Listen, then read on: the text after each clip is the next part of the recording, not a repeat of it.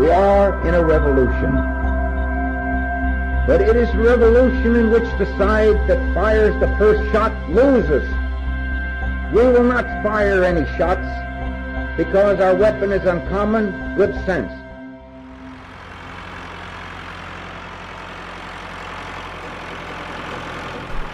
Good day and welcome to Tractor Time, brought to you by Acres USA, the voice of eco-agriculture. I am your host, Ryan Slabaugh, and it feels like a spring day here in my office in Greeley, Colorado, where we are recording episode 27 on the 20th day of March in 2019. It's been a very interesting week in eco-agriculture, and while I don't want to get too much into the news, it is worth mentioning that we have a bunch of customers, unfortunately, and listeners who lost buildings and are flooded right now in the Midwest, and even close to our offices here in eastern Colorado and northern Colorado. Want to give a shout out to them and let them know we are here thinking about them. We were also following the Monsanto trial that ended yesterday. Didn't end, I guess, but the jury decided that the chemical behemoth is responsible for informing its users about the potential risks of its product, including Roundup and including cancer. And the European Union is deciding to put some more pressure on them as well about climate change. So the pressure's on. I think a lot of us see a vacuum coming where Roundup will be replaced by something. And we know the chemical race is on to replace that. But we sure hope some farmers can find a way to use nutrient-based farming techniques on at least part of their land and start that transition over. We know going full organic is a tough challenge, but we hope that this is at least a positive, that we're getting the information out there. We're helping that farmers can make better choices, or at least more informed choices out there about what they're using on their crops, and consumers can use this knowledge as well to make better choices at the grocery store. So anyway, back to the podcast today. We're going to talk with Jodi Helmer, a journalist, gardener, and author of 6 books, including a new one on the state of pollinators, and we are excited for her update on the pollinators and the Save the Bee campaigns and all that started a few years ago. So first, we're going to hear a word from our sponsor, BCS America. Thanks to them for sponsoring. We hope you check out their website and their products. And then we're going to go right into the episode and our interview with Jodi. So stay tuned. Thanks. This Tractor Time podcast is proud to be sponsored by BCS America. BCS two-wheel tractors are real farming equipment for real farmers and homesteaders. BCS is often mistaken for being just a rototiller, but with its gear-driven transmissions and dozens of professional quality implements, they truly make superior pieces of farming equipment.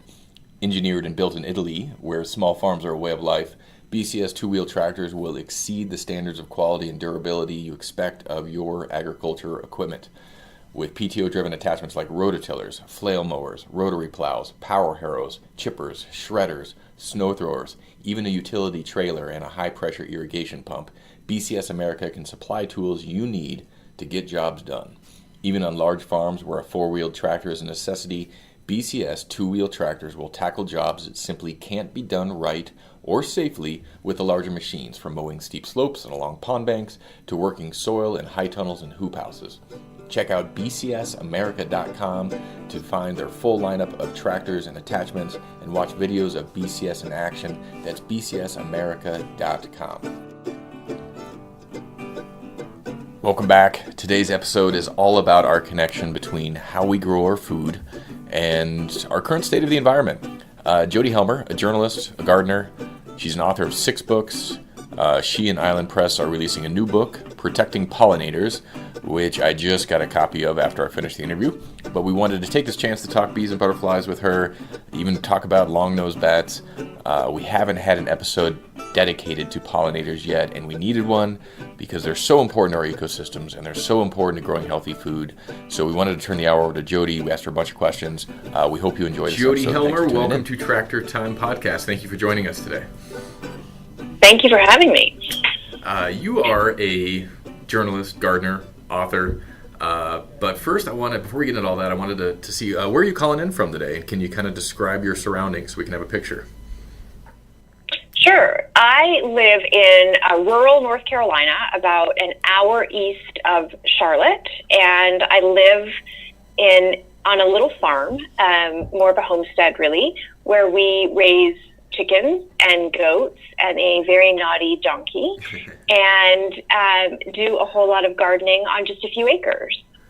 Love it.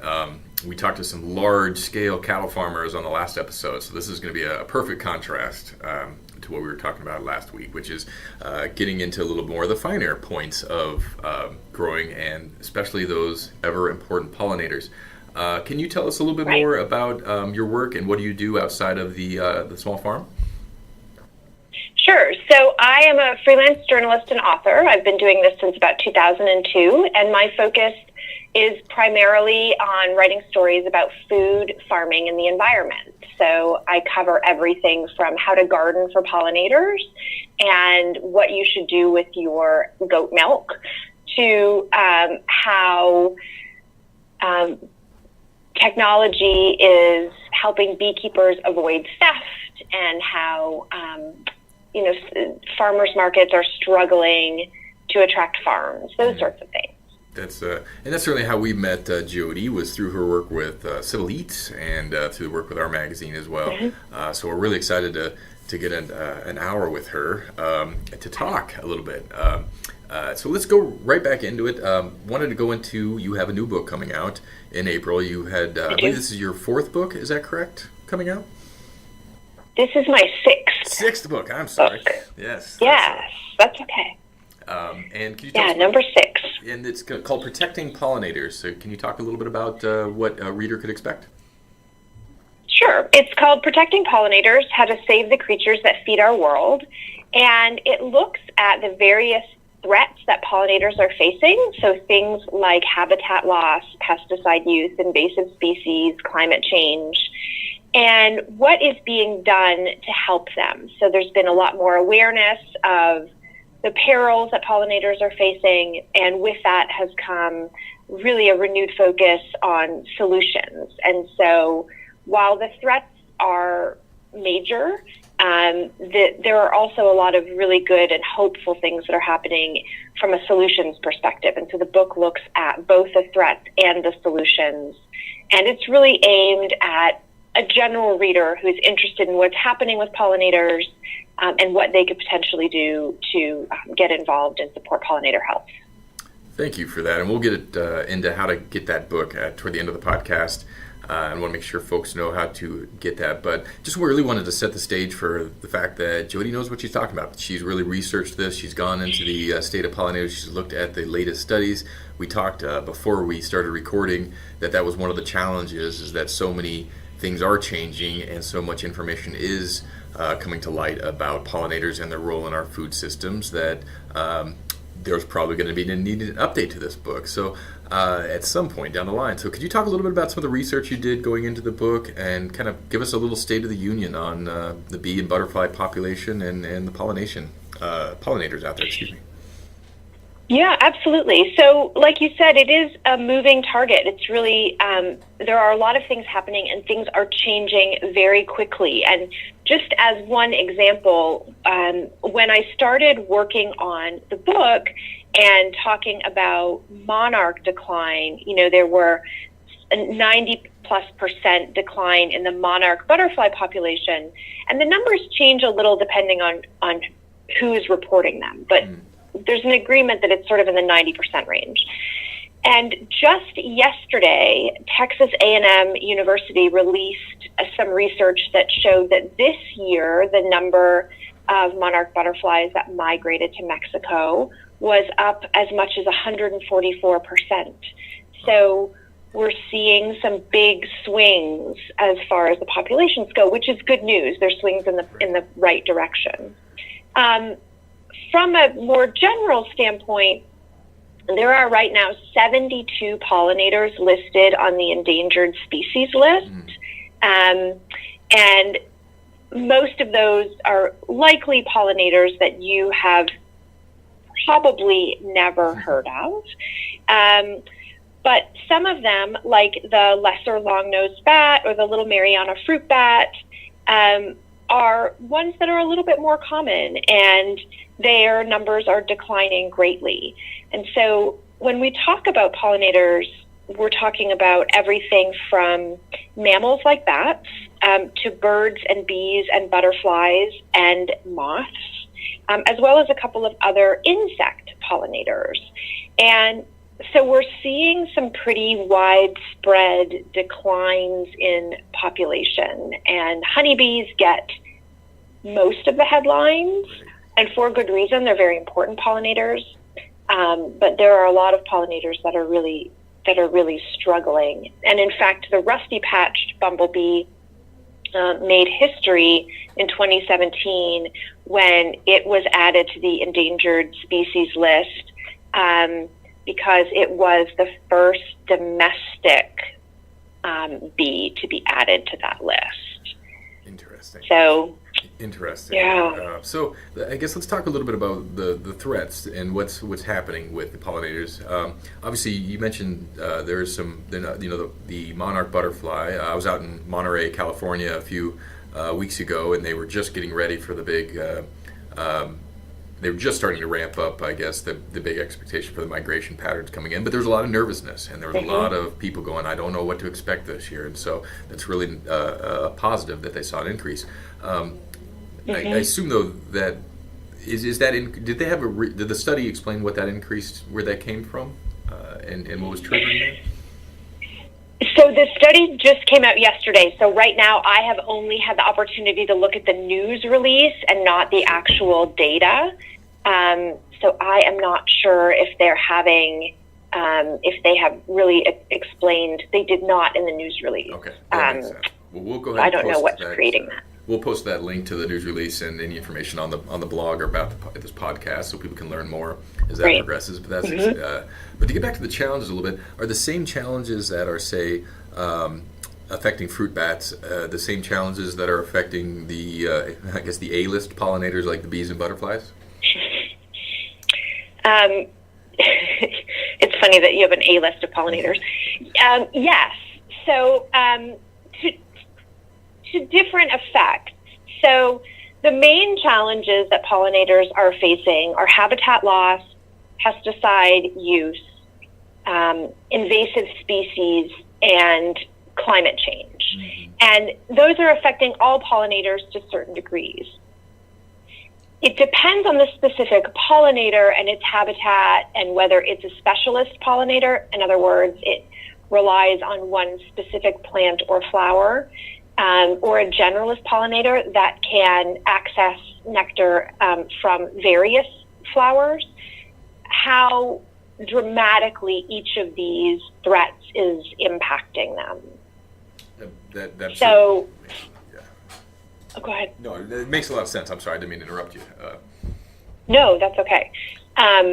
So, yes, some are being affected more strongly by climate change than habitat loss, for example. Some are being affected more dramatically by habitat loss than invasive species.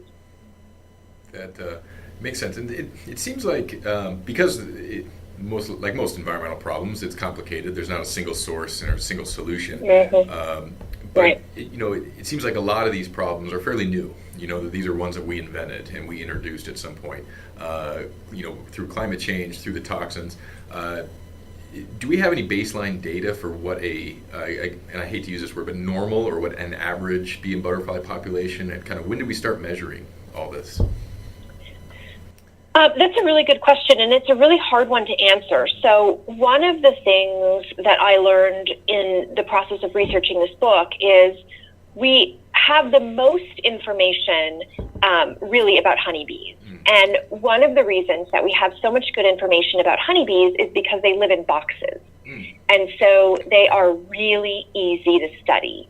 You can, raise them in a lab. You can put them, move them to different habitats, and you can go into that beehive over and over and assess what's happening with your bees. And that makes them a really great, quote unquote, lab rat for studies on pollination. When it comes to pollinators like native bees, we don't know as much. And part of the reason that we don't know as much is because they move around. Their populations are hard to count. And in fact, there are probably a lot of native bee species that are out there that haven't even been identified yet. And so that makes them much harder to study, which means that we don't know as much about their populations or what a sort of gold standard population looks like for some of these other pollinators. Right. makes sense. It's very much similar to, we're just kind of learning about or being able to quantify how many cattle per acre makes a good balanced ecosystems, but it's very much dependent on the environment that you're in and where you live in the world, and right. And Yep. how much water and slope you have to your land and all that kind of stuff. So that makes a lot of sense, and that would apply to our pollinators as well. It seems like we've been hearing about this for years. This isn't necessarily a new issue, but it is continuing to challenge us. And as you were doing your research in the book, are you finding pockets and groups and maybe grassroots groups or larger groups that are having success with some solutions out there? Yeah, so there are a lot of groups that are tackling this, and they range from nonprofit organizations like the Audubon Society and the Xerces Society to for-profit companies. I did interview someone who works for General Mills about the efforts that they're making to plant pollinator habitat and try to protect pollinators.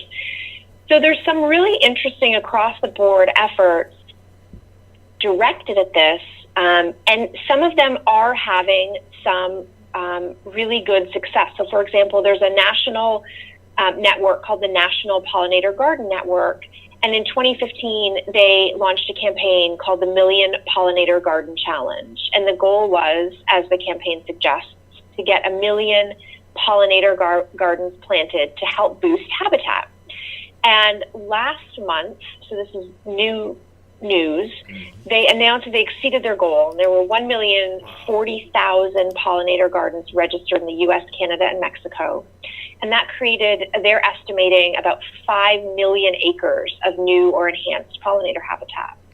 And this is happening, these gardens were registered everywhere from the desert Southwest and the Smoky Mountains to metropolitan areas. In fact, they said that the biggest metropolitan areas that registered gardens were places like Atlanta and Chicago and New York City, which you wouldn't necessarily think of as having acres and acres of available pollinator habitat. But people are really pitching in those areas to plant these gardens and to start making a difference. And so those are things that are happening that have been and continue to be really successful. And the other thing that I thought was interesting, there's a chapter in the book on citizen science projects.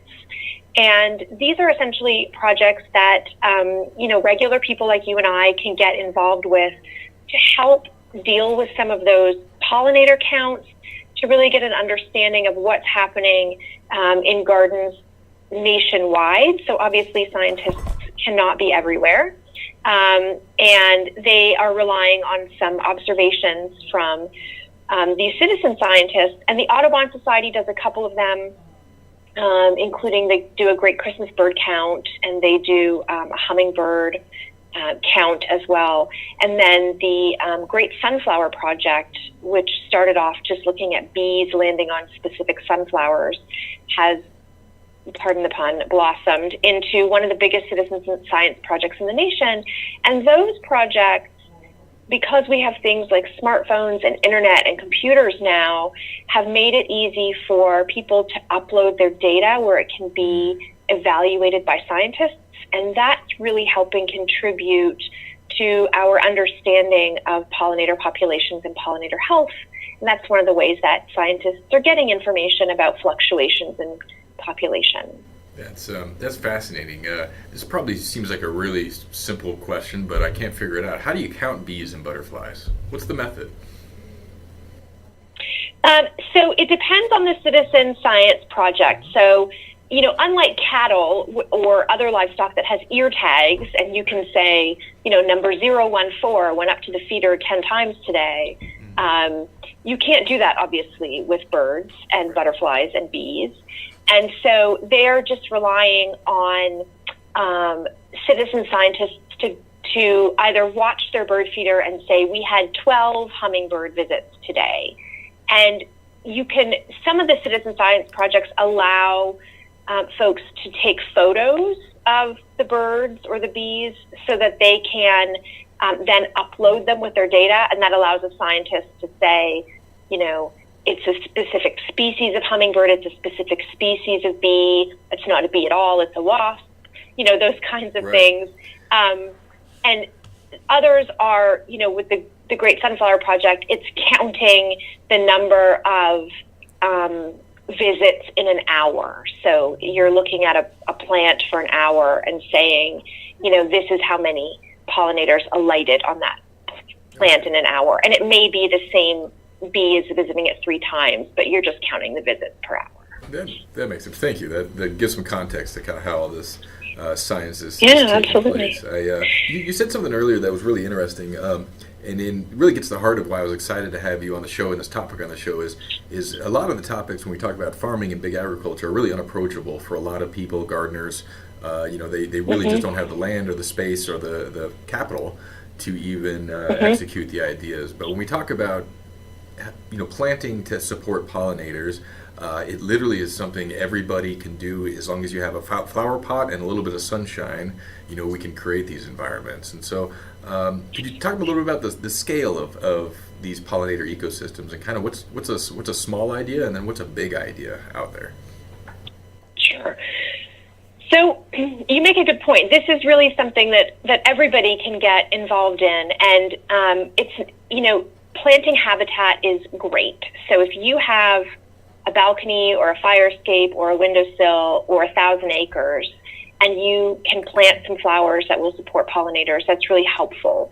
I interviewed the horticulturalists at the Lady Bird Johnson Wildflower Center in Austin, Texas, and I asked them this question, do these small efforts really make a difference? Does it really matter what I do in my own backyard? And what they said to me was that you need to think of pollinator habitat like a quilt. And it takes a lot of squares to stitch together to make an entire quilt. And so if everyone does a little bit in their own space, those habitats get stitched together, and they give these pollinators a place to kind of move around and some opportunities to move from one place to the other, which is especially important if they are migratory pollinators like monarchs who need food and nesting sites all the way from, the Midwest down to Mexico on their migratory journey. And so you can plant these small, potted plants, and you can, also plant thousands of acres of wildflowers. Or, one of the things that large farmers can do or larger landowners can do is take advantage of some of the conservation reserve programs to make sure that the land is placed in conservation and isn't developed. So one of the stats I came across when researching the book is that there was a report put out by the Environmental Working Group that found that 23 million acres of grasslands, shrublands, and wetlands were converted to row crops between 2008 and 2011. Wow. And that's obviously all lost Right. habitat, nesting sites, et cetera, for pollinators. And so large landowners who can plant, pollinator conservation strips and do those kinds of things can really have an impact. Or choose cover crops that provide some kind of, nectar resource. But the trick is that you want to plant the right habitat, right? So, if a large farmer wanted to do a row crop with clover, that's great because that provides obviously nectar. So when you're thinking in terms of your own garden, you want to be thinking about who does this feed? How can a pollinator use this? And then emphasize plants that do provide, nectar and pollen, or are nesting sites That makes for pollinators. It makes a lot of sense. And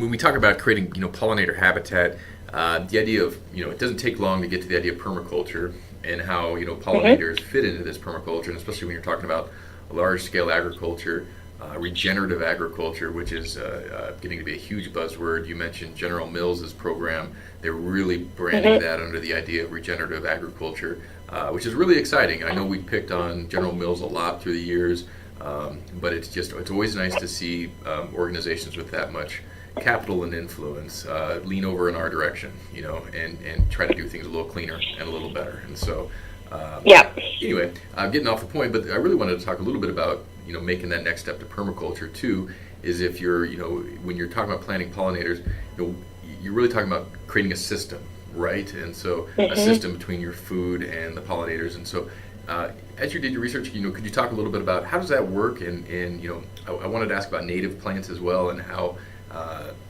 important it is it, I guess, really native plants important to that system?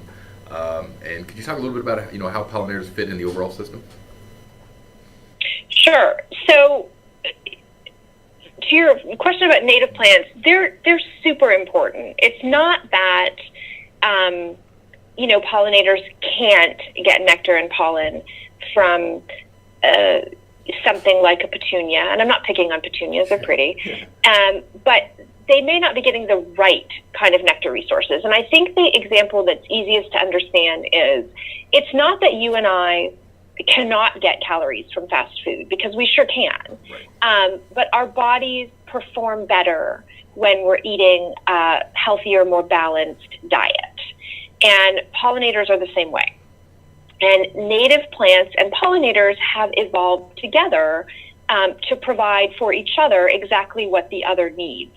So a native plant has the right, balance of nutrients in its nectar and pollen to support pollinators, and pollinators, depending on the pollinator, may have specific body shapes that are perfect for pollinating that particular plant. And so they really are kind of the perfect match. And we want to emphasize those native plants when we're thinking about habitat, and in particular because some of the more invasive species that we may unknowingly or unwittingly plant can choke out those native plants and make it even harder for pollinators to survive. Even if they're providing a little bit of nectar, they may not be providing enough or providing it at the right time. Because that's the other thing about the evolution of native plants and pollinators, is that they either emerge at the same time or provide enough sustenance to last through the entire year, as opposed to, say, a garden of invasive or non-native species that may be in riotous color from June to August, and then there's nothing before or after that, which leaves pollinators struggling to find food. So native plants are very important and should definitely be prioritized regardless of the size of the landscape. Makes sense. So before we really just, if somebody's sitting listening going, I know I need to do this, I know I should do this, just always encourage, think about the big system you're trying to develop, even if it's in, if it's me, it's my little 10 foot by 10 foot garden I got in the corner of my backyard that someday is going to be 100 foot by 100 foot, but I'll get there at some point, and we'll keep growing it. But just to give people, if there's any skeptics out there, and I can't imagine there's a whole lot out there, when you see the systems working, it really is like a night and day picture. When you see a monocrop or you're just a monoculture environment, you have so much less life in it than you do when you have a diverse permaculture environment. And so and where I'm going with this is there's a cool factor to this. You really are developing these really neat environments that you can enjoy outside of the food production and outside of the environmental benefits that you're doing. So absolutely. And it's funny you say that, because General Mills, for example, and these big companies who do take a lot of flack for some of their policies also have a whole lot of power to change the system. And so when they step up, I think they need to be applauded. And in this case, the woman I spoke to at General Mills said she had gone to California to take a look at some of their pollinator habitat. She said she was standing on this, 2-lane road, and the General Mills farm was on one side with this brand new pollinator habitat. And she said it was just teeming with life. She said there were, birds and bees and butterflies and worms and insects and all sorts of things, flowers. And she said she looked across the road and it was just acres of barren nothingness. And she said she just realized, standing there, what an impact that they could have, and how impactful it was just to do this small thing. And I think that when you start paying attention to habitat, in particular, you realize, yes, there are so many birds and bees and butterflies visiting my yard that I wasn't seeing before.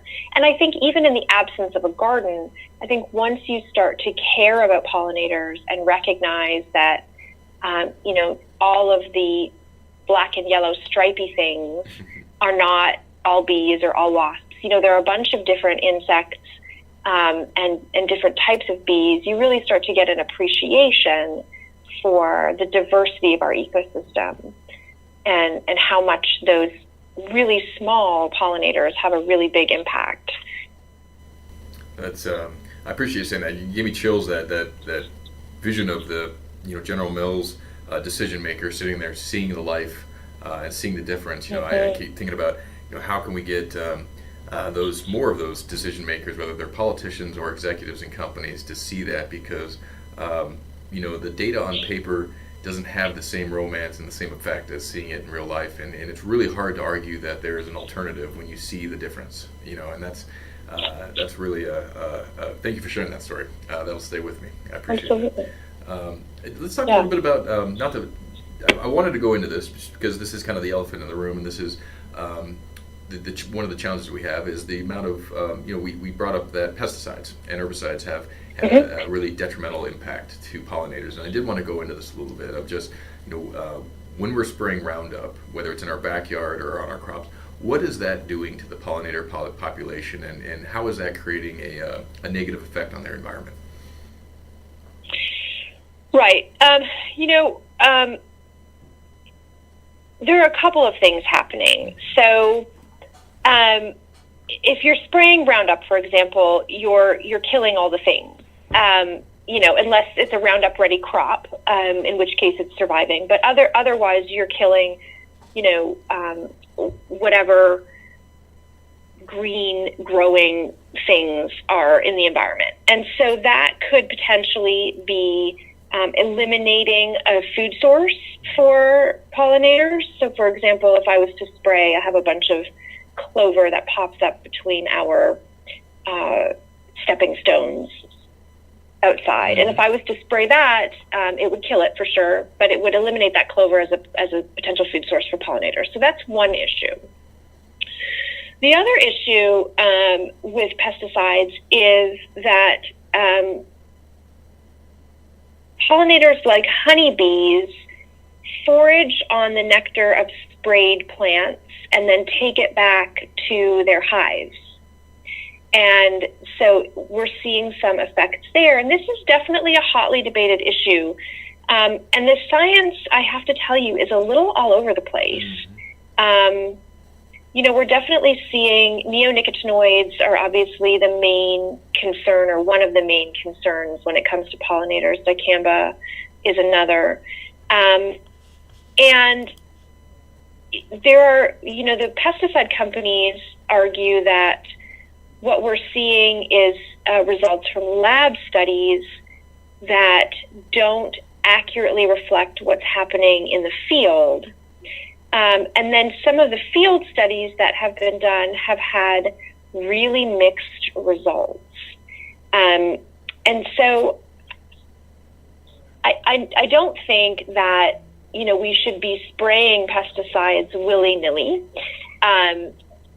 But I also don't think that we are going to convince a lot of commercial scale growers to stop using pesticides. Right. And so some of the research that's being done now is really focused on having pesticides sprayed at different times. So, for example, if you go out, late in the evening and do spraying, you may be less likely to impact pollinators that don't forage often after dark. If you're using treated seeds, for example, you are actually having less of an impact than if you were to just to use conventional seeds and spray. So there's a lot of I think there's a lot of work to be done in this area to figure out how we're going to get to a solution that everybody is happy with. I agree. It's definitely the elephant in the room, and I think the other issue that's challenging is because this is such a divisive issue. It's been very hard to get both sides to the table to have a productive conversation, and I think that is hurting us more than it's helping us, and certainly it's hurting pollinators more than it's helping them. It's not like habitat where we can all say, yes, let's plant more native flowers. Let's really focus on, building up, these habitats where we can. Right. Which people can get on board with. Yeah, this is a little harder. It's definitely a little harder. And I think it's going to be something that gets talked about a lot, certainly as I go out and promote the book and talk about the book. And it's definitely being talked about a lot with people on both sides of the table as far as solutions go. It makes a lot of sense, and we're getting at the heart of the entire agriculture industry at this point. And certainly we 100% agree that it would be not a very pragmatic approach to assume that everybody would shift over immediately. And to your point, when I talked to conventional farmers, I was out at the National Farmers Union annual convention a couple weeks ago, and a lot of conventional farmers out there. Nobody I talked to wanted to destroy their own environment. Nobody I talked to wanted to destroy bees and butterflies. A lot of it is education. A lot, to your point, a lot of it is trying to figure out, even if they want to do things 10% better, how do you define that? What is, and when I define better, I just mean less toxins and less cost for their farms that they have to purchase. Defining that is really challenging for them. And so finding ways to create, a lot of them are talking about, okay, what can I do on the corners of my circle pivots, around my crops that I'm not using that land in an effective way right now. I can experiment with it, and what can I do there to prove a concept? So, that's the real positive side is I do sense that there's more people beyond just ecologists and eco-farmers searching for these solutions. But to your point, we do still have to search for that common vocabulary. And how do we talk about these things? Because you mentioned in another interview I saw that farmers can be a big solution and a big part of this if they want to be and they choose to be. And I haven't met anyone that would probably say I don't want to be a part of the solution yet. So right. Yeah, I agree. And we need to take some responsibility as consumers as well. I think that, we are very used to, in this country, cheap food. Right. And cheap food requires commercial scale production. And as long as we feel like we should be able to buy a hamburger or a box of chicken nuggets or a box of cereal for, $1, we're contributing to that. The farmers are doing their best to make a living. And I think it takes all sorts of farmers to make our food system go round. But as long as we, as consumers, are making choices and demanding cheap food and, wearing fast fashion and cheap cotton clothing and all those other things, we need to understand that we are part of the reason that we're seeing these big monoculture crops, that we're seeing, widespread pesticide applications to deal with these big monoculture crops. I mean, it's an entire sort of system change that it's going to take. But in the interim, every farmer that sprays at night or every farmer that plants habitat around their pivot irrigation is really making a difference. And that's something that we need to get behind. It's not going to happen overnight. So let's, engage in these baby steps that are going to get us to a better place as far as pollinators are concerned. That's very well put, and thank you for saying that. And I think about, I was looking through your comment really made me think. I was looking through our archives the other day, and we have all these old photos from back in the 70s and 80s from Charles traveling the country and meeting farmers. And I found one of an old Cornflakes box of a photo that he took. And right on the Cornflakes box, it says "toxic free" on the Cornflakes box. And I thought, it was probably from the late 70s, early 80s, but I thought, you don't see that very often.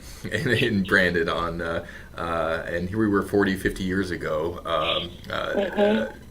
and companies were really able to use that to sell their cornflakes. And so we've it's been a pretty new issue, and so that it gives me a little bit of hope and a little bit of challenge because we know that it is a new issue. So there's a lot of new science and new information and things that we're still sifting through. So anyway, I'm rambling, but I appreciate you saying that getting back to healthy, what consumers really expect, and they expecting that non-toxic label on their cornflakes makes a lot of sense to me first. Right.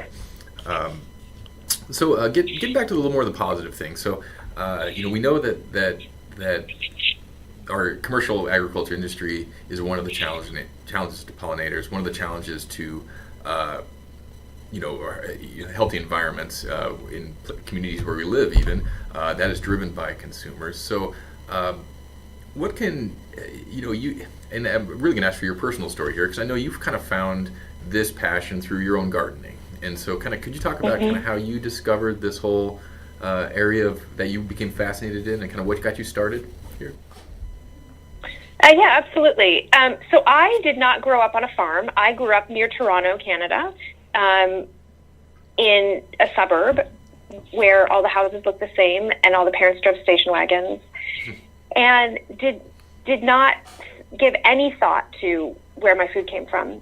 But a good friend of mine had family who lived on a dairy farm, and we went out there for the first time when I was 14, and I became fascinated. And it was a conventional small dairy farm, and the farmer showed me around, and he was very gracious in telling me everything about how the process worked. And that weekend there happened to be a calf born on the farm while I was there, and I just became fascinated with this whole idea. They were growing some of their own hay to feed their cattle. They had a big vegetable garden. These were all things that I did not have growing up, and just loved the idea of being out in the country and being with the animals, and said to my friend, I want to be a farmer. And he said, no, you don't. It's way too much work. You don't want to be a farmer. And as we were driving around the community where his family lived, he said to his mom, well, they have a farm too, don't they? And she said, well, they just have a hobby farm. And he said, oh, okay. And I said, well, what's that? And she said, oh, it's just a farm where they keep animals and grow food, but they don't really sell it or do anything with it. And I thought, oh, that's me. Like, that's exactly what I want to do. And so fast forward to, the mid-2000s, I was living in Portland, Oregon, and where the local food movement is strong, and the farmers markets are amazing. And there was a really big emphasis on farm-to-table food, and I just got more and more interested in kind of growing food and eating locally grown food. And then I moved out to North Carolina and realized that it wasn't that way nationwide. Our farmers market here had a lot of resellers, and it was a little harder to get local food in the grocery stores even. And so I started thinking about, well, what can I do? I lived in a townhouse at the time, and I started growing food just on my back patio. A couple of tomato plants, a couple of pepper plants, really small stuff. But I was in this, developed community where they had lots of grass that was sprayed regularly, and my, large patio was gravel. I mean, there was nothing growing back there but my few plants. And so there weren't a lot of pollinators. There wasn't a lot of opportunity for me to get my hands in the soil. And we moved a few times to kind of bigger and bigger spaces. My husband thought it would be fun to keep bees, and so I bought him a beekeeping starter kit. I don't know, this was about 7 years ago, and I was too scared to go outside. He would bring the frames up to the window where I was behind the screen, and he would show me what was happening in the colony because I was afraid of getting stung. And I just grew more and more fascinated. I realized our garden was much more productive with the beehives out there. And so about 3 years ago now, we bought this little farm and decided that we really wanted to go all in on having sort of more control over our environment. And so we have some bees, we have chickens, we have a big garden, and it all works together. And that's been really interesting for me to see. So with every move and every addition that we've made, not only to the vegetable garden, but to our, the gardens around the house where we focus on native plants and, pollinator-friendly gardening, all of that has really made a difference, I think, both to our quality of life, which sounds a little, hippy-dippy, but there's something really amazing about feeling like you're surrounded by nature, and having all of these birds and bees and butterflies, in our yard, and realizing that if we just let the yard grow a little longer for the clover, that we have all of this amazing reaction from pollinators in particular than we do if we kind of keep it low and mowed. So it's been an evolution, and this is definitely a place where I never thought I would I hoped I would end up, but never thought it would actually happen. And here I am, and I just am really empowered, I think, to keep going because I see the impact that it's having. And that's really motivating. That I appreciate you saying that. That's it's always fascinating. I think about I don't know if you've ever heard of the old term, the IKEA bias, but it really does apply to food. It means that when you make something yourself, you're going to always like it better than when somebody else made it for you. And so there's a sense that IKEA knows as a brand that when they make people put their own furniture together, that attachment to that piece of furniture is going to be slightly higher than not. And if you ever see a kid run into a garden that they've been working in, the difference between them picking a tomato off a plant and eating it versus putting a tomato in front of them on a dinner plate is just night and day. And so there is something, you said hippy-dippy, but I think it's really in our DNA. We really have want to have an attachment to our food, and when we don't have it there, we really don't know what we're missing until we get back to that. And there is, how to measure that, I don't know, but there's something there. I 100% agree. We got a few minutes left, and I wanted to get through a couple other questions. You mentioned in an interview that, and this, as a writer and a publisher, I had to ask you this question. You said that being a writer made you a better beekeeper, and could you walk me through that one and how you connected those two ideas? Sure. It's ironic, but it did. So, writing about beekeeping has allowed me to ask a lot of nosy questions of people who know a whole lot more about beekeeping than I do.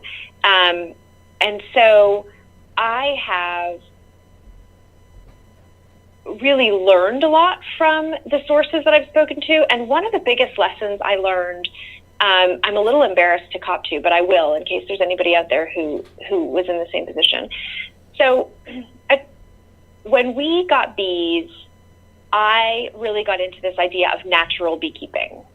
The bees know what to do. They have evolved to do this work, and we are giving them a place, and we are providing some habitat, and we're just going to kind of leave them alone and trust that they can do their own thing. And we kept losing hive after hive. And I talked to this beekeeper who said, heard one of my dogs in the background when we were talking, and she said, "You have dogs?" And I said, "I do." And she said, "Do you give them flea and tick treatment?" And I said, "Well, of course." And she said, "Okay, so you're trying to protect your dogs from parasites, and you're not doing the same for your bees." And I thought, oh, it was such a simple statement, and she said it very matter-of-factly, but she was right on. I wasn't treating them with the same regard and respect that I was treating the other animals that we raise. And so those kinds of, and that's an extreme example for sure, but those kinds of interactions have really changed the way that I keep bees. And they've also, I've also talked to people who said, I had no idea what I was doing when I started. And I just jumped in with both feet and made it happen. And that kind of information and advice has been really helpful. The other thing that's been, I think, really helpful to me as a journalist who happens to keep bees is that I spend a whole lot of time looking at the research, and what's affecting our bees and what is the average winter loss that beekeepers are facing. And, what can I expect as far as my colony getting through the winter? How are people dealing with these different issues and how effective are these treatments? Those kinds of things. And so that ability to be naturally curious, which I think you have to be as a journalist, the ability to dig into the data and really understand what's happening, and then just the opportunity to talk to all of these amazing leaders in their fields and passionate, experienced beekeepers has absolutely impacted how we manage our hives here, and I'm really grateful for that. That's I think everybody can learn a little bit from that. To put your writing hat on a little bit when you're learning something new. What questions do you need to ask, and and know the why. Why are we doing all this? That's really important. Well, Jodi Helmer, she is the author of a new book coming out in April from Island Press called Protecting Pollinators: How to Save the Creatures That Feed Our World. You can find it through Island Press. You can find it through Acres USA. I'm sure you can find it through Amazon. Shop local. Got to put that plug in. But before we go, actually, are you doing any book tour or any signings out there as well behind the book? Yes, I definitely have a couple of things planned, but check back for dates because I'm still, We'll let our audience know when you get those scheduled. Let us know. We'll let people know where they might be able to meet you or get a book signed.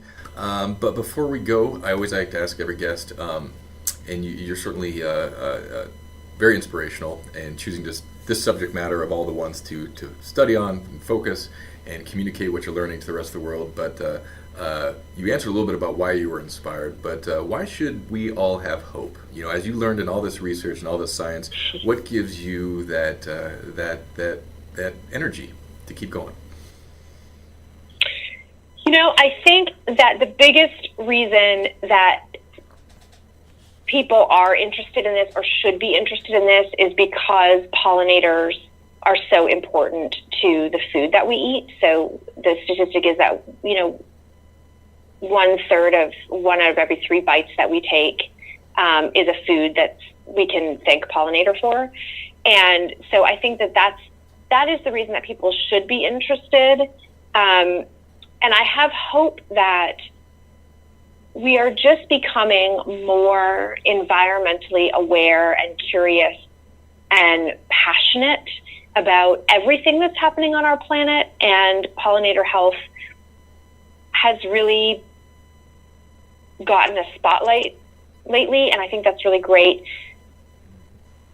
There are things happening and they're working. I mean, when we're seeing news like the monarch butterfly population has increased 144% during this overwintering period, it's just proof that the things that we're doing can make a difference. And the more people that get involved, the bigger the difference that we can make. And I hope that people feel hopeful when they read the book and understand that there are a lot of people, a lot of very smart and passionate people who are engaged in this issue and pushing for change. And the more that we can support them and join them, the more that we can turn this around. And, hopefully if you and I were to talk in another 50 years, we would still have all of the good things like chocolate and berries and coffee, because we still have a robust and growing pollinator population.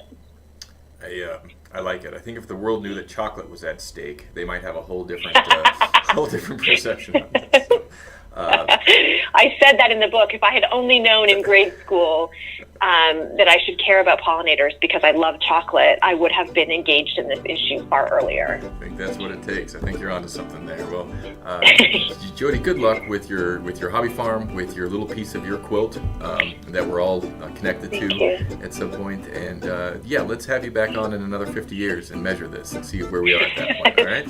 I'll be here. Okay. Excellent. I hope. Jodi, thank you for joining us today. Thank you, Ryan, for having me. I appreciate it. Thank you for listening today, and to all the pollinator protectors out there, I wanted to thank you too.